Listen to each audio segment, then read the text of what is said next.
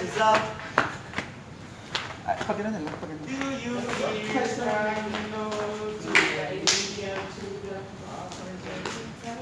So it's forward. Hello guys, what's up? So the reflection for today is about message relay.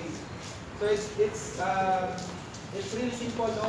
It's a message relay, which since we will end our program today and we will have the planning.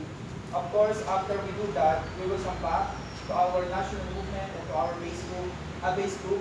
So it's really necessary for us to relay the message that we got from this one. But before we do that, we will test. No? We will have some tests. If you really understood what we discussed yesterday, and if you really have the capacity to really relay the message or the information that you got from this how many days activities that we have. So it's really important. Then I invite you to turn around. Turn around. I invite you to turn around. So the mechanics of the game, the person who's in your back will tap in your shoulder, and and you need to turn around. When they tap your shoulder, for example, like this one. So when I tap on your shoulder, you turn around, then I will relay you the message. Okay? And you need to transfer this message to the another person.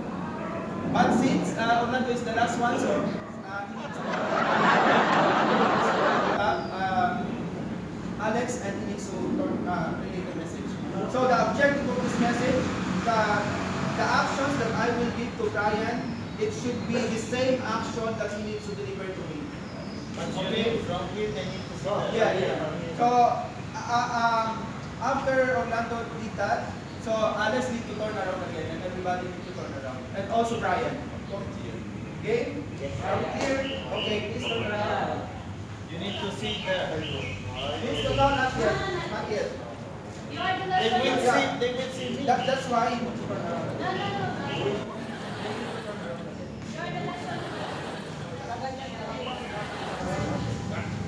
So after Alex tap you, then they will this one they will turn around against you. Then you will also give the message. Okay? Then yes, you will give the message to him, and he will give the message to him. And so on, so on. Okay? So turn around. Oh yes. Tatapos mo na kayo. Ano ba? Ako lang naman nakakapasok.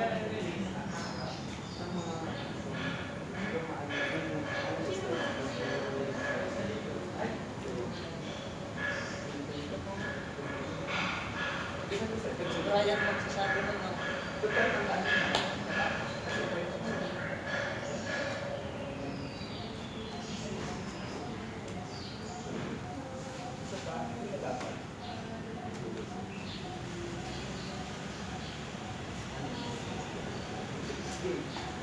Don't go back.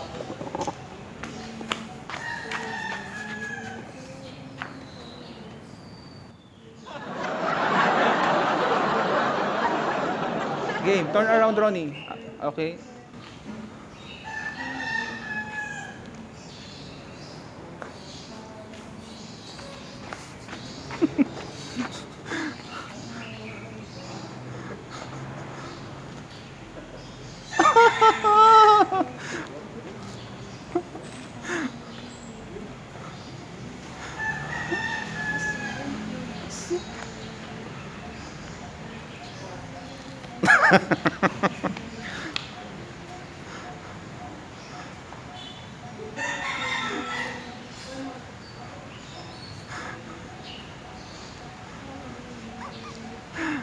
Pastor.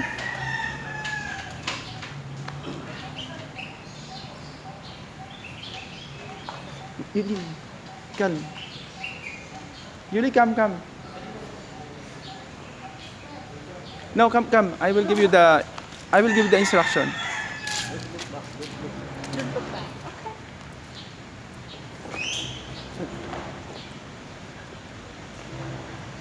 No, it should be because you get the instruction. Maybe Yuli here.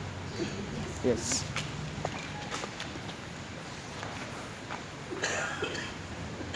Bright, tanda mo yung ano mo ha? Action mo.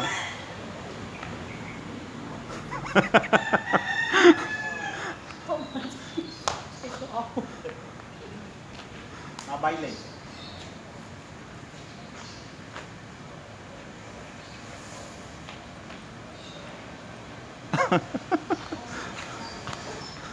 Don't see, don't Game, game. no, don't see the Julie. Yes. Julie, you don't.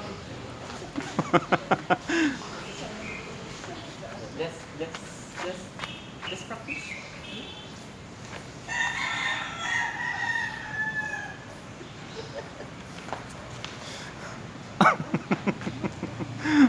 We will give one massage to you. Then you need to bring him. When he touches you, you need to see him.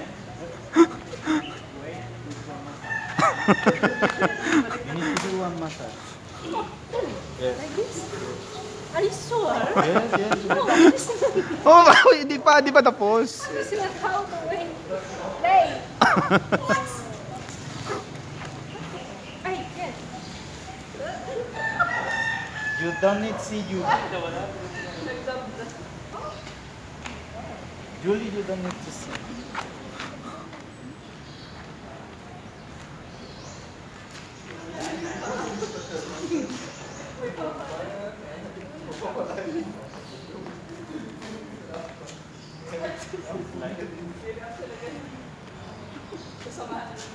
Then turn around again. Turn around all.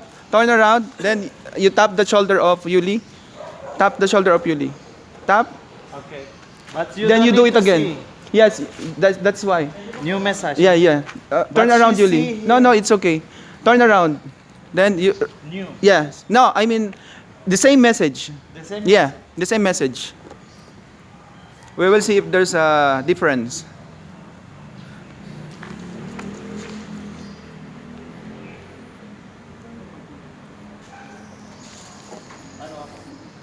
Ha?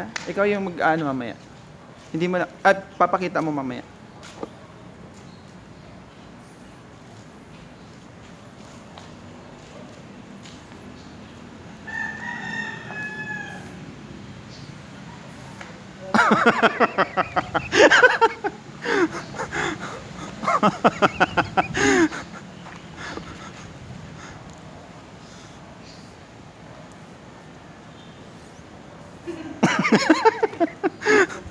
Oy, ready na, Brian.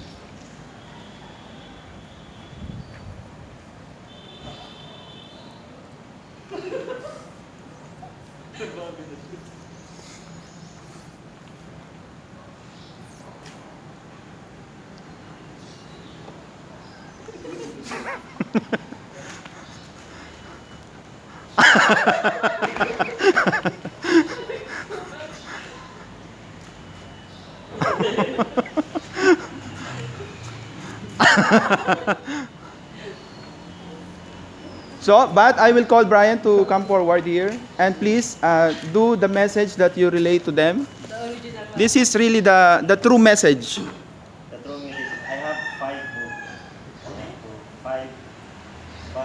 steps. I think. First one is like this. Second, third, fourth, Fifth. So that is really the message. Now I will call on everyone to please form a circle here. Please form a circle. And now we will discuss your learnings about this small activity. So the objective of the game is for you to relay the true, exact message to your comrades, to your friends. But during the process, what do you see? What is your observation during the process? go. Please, I will give the floor. Is anyone who wants to share?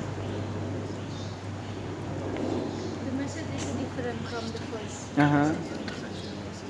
Okay, thank you, Yuli. Other one? Huh?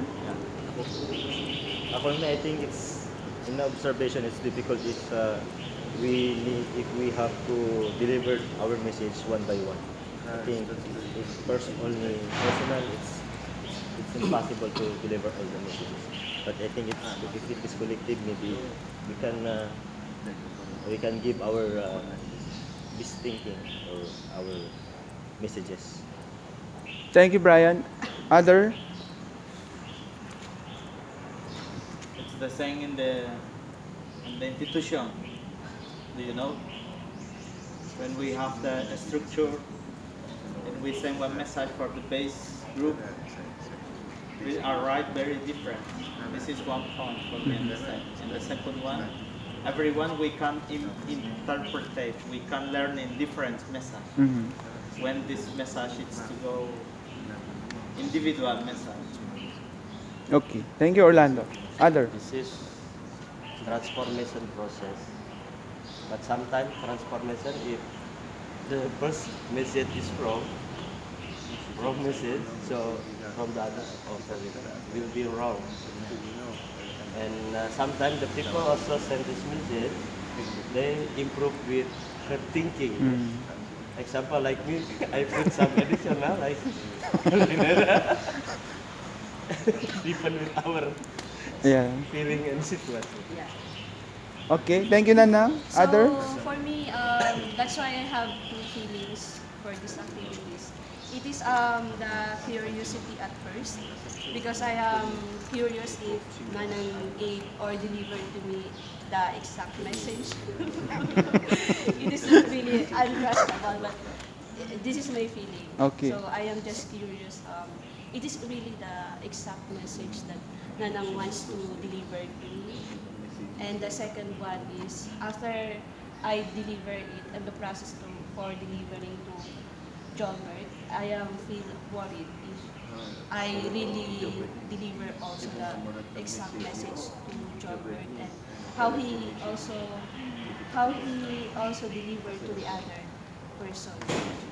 The message. Yeah, that's why I am in the general is I am have a comment to know more in this side and to have a commitment to guide him on how to deliver this message that I learned from. Nana. Okay. Thank you, Joanne. Anyone else who wants to share? Ronnie? Ronnie. The first phrase. The second person who relayed the message, no? Anyone else? Gilbert? Alex? Awi? Only change the message. Father? For me, I think it's very difficult because we have a lot of thinking. Either we have a curiosity when the message is being relayed. Then also I realized that if the the next message Person. that you Want to give? you receive, it's wrong. It's also in the last part. It's It's wrong. very wrong. Okay. Thank you, Gilbert. Alex, do you have something to say? Copy The same paste. with copy paste all? Okay. Awi, do you have something to say? Pressure, please. Because he said copy paste, so you should repeat all.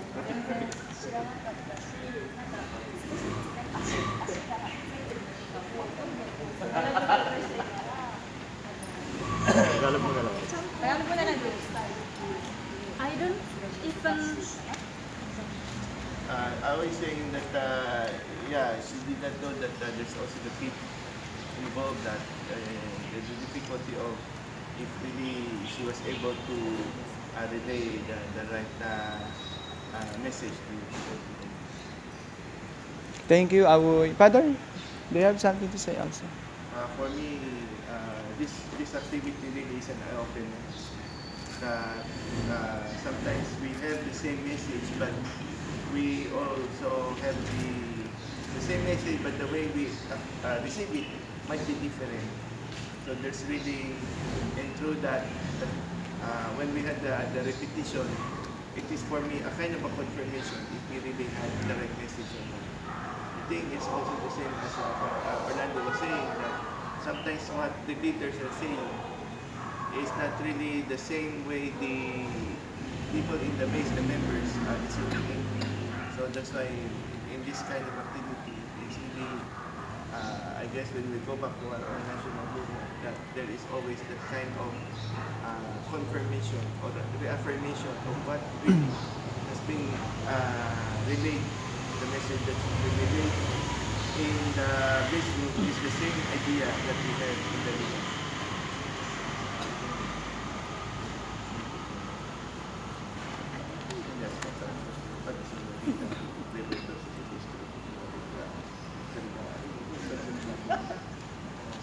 So thank you, Father Rene. So it's, why we choose this activity? Because I think it's necessary for us, to really think of the process of the YCW. If we compare in the history of from the history of the YCW, if we compare before 1940s, 60s, 50s until 70s, when Cardine started the movement, it's really like a mushroom, It's like a mushroom. It's spread out easily around the world without disregarding religion barriers, disregarding political barriers, but it's really spread out all over the world. But now we have this reality, we try to spread the YCW around the world, but it seems it's really difficult for us to do this. Why? Because sometimes we tell to ourselves that it's really difficult because the realities of the young workers is like contractualization, for example, migration, for example. But if we compare this from the history of YCW today, I think for me it's no really there is no really difference, no. This activity today, I hope reminds us that, as Orlando told us yesterday about the methodology of YCW.